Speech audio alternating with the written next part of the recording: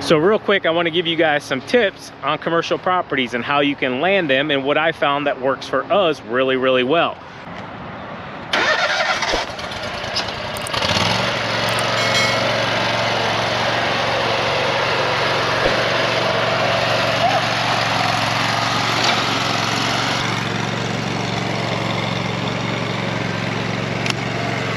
Good morning, everyone. How are you doing on this beautiful Monday morning? It is beautiful, crisp and beautiful. 41 degrees here right now, guys, and there's not a cloud in the sky and the sun's out. So I have a feeling that's going to change. Do you know what it's supposed to get to today, TQ? It's only supposed to get like 65. 65. 65. Let's go. Let's sweat.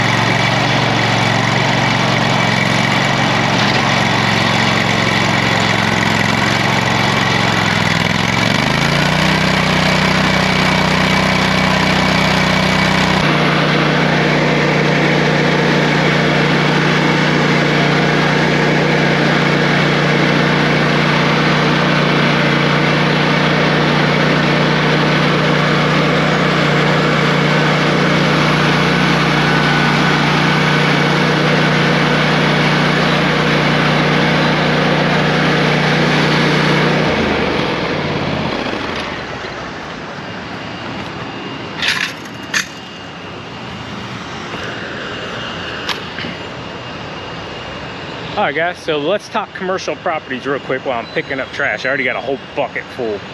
So how did I land this commercial property? Well, 9-10 years ago, I'd roughly say.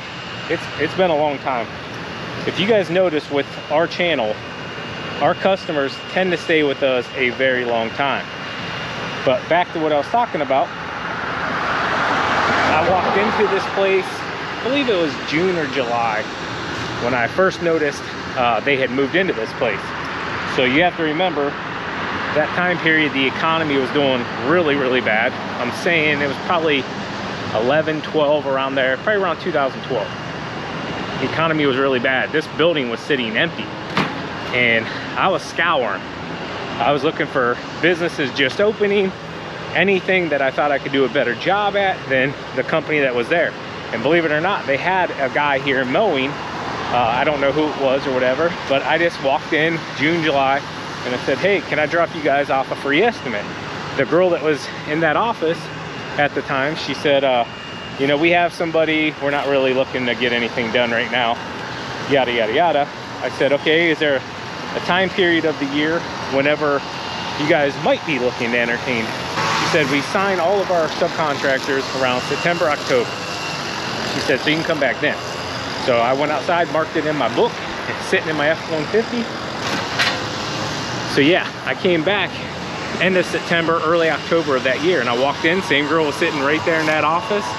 None of this stuff was here. This place was really bad when this company bought it. And I walked in, I said, can I give you that free estimate? She remembered me, I remembered her, and she said, yeah, go ahead. So I went outside, walked the entire property real quick, worked up the estimate, walked back in, gave it to her, told her have a nice day, gave her business cards, and that was the end of it. Now, guys, sometimes you get yeses, sometimes you get no's. So this one here, I truly believe I got lucky because I did not have commercial equipment, guys. I had residential zero turn. If you guys remember, I had the TORO time cutter when I took this account over, I believe it was. No, let me backtrack. I actually had a Craftsman mower. The first time I came here, I had a Craftsman mower. And then I realized very quickly, like, hey, I need to look a little more professional. I went and bought a zero turn. I bought the TORO time cutter, okay? So I spent 4,400 bucks, I believe it was, for that thing. And at that time, you know, I thought like I was rocking it out. But that's a long story. Just know you're gonna get a ton of no's. But it's those yeses that come few and far in between. So you wanna come in early, guys. And if they tell you no, just say, hey, you know, is there a time of the year when I can drop an estimate off if that time doesn't work, or if they tell you no? And then you just go from there. Mark it down, document everything, guys, and be persistent. Don't be annoying, but be persistent. You talk to anybody that's in sales, they get 100 no's, and then they get a yes, okay? It's those yeses that are gonna set you apart from everybody else, you know? Everybody else takes those no's and they just like, yeah, I can't get accounts, I can't do this, I can't do that. The person that is persistent and doesn't just take no for an answer and comes back, keeps working on it, gets better at selling, gets better at pitching, that's the person that's gonna be successful.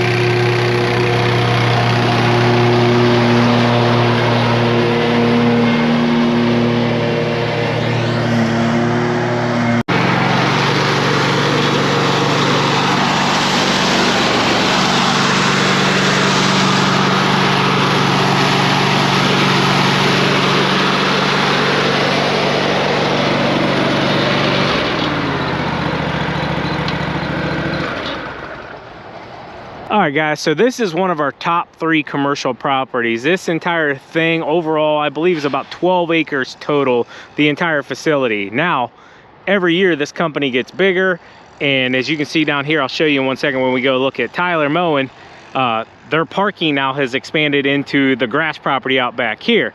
So if you look back probably 8-9 years ago, that was all woods back here behind the building and up the whole entire other side of the building. We cleared all that out years ago. We actually did a big cleanup back here. We took out, I think, 70 tires that were behind this thing. This was all like a 5-foot tall brushy field, and we ended up taking care of all of it, cleaning it all up. Right here where half of these machines here are, this was all just grass at that time. It's all concrete now.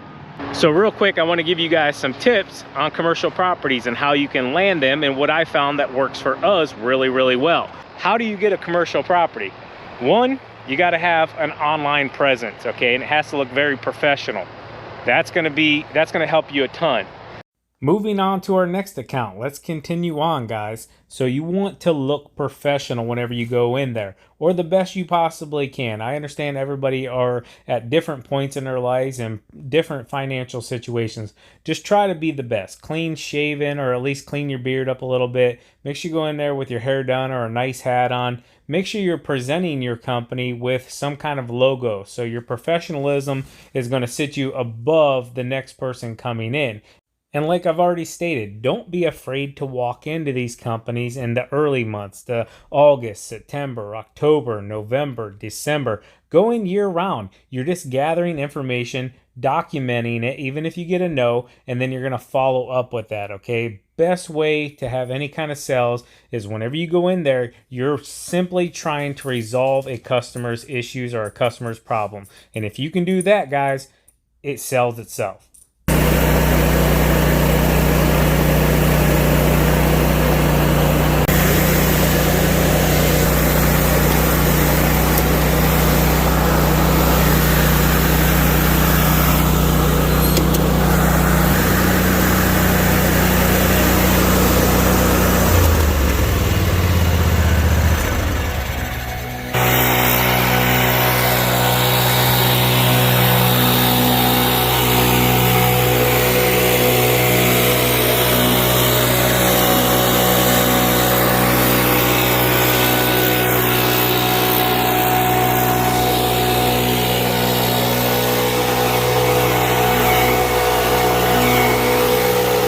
I hope you guys enjoyed the video. As always, keep mowing, keep growing, keep making money, boys. We'll talk to you later. TQ out. Peace.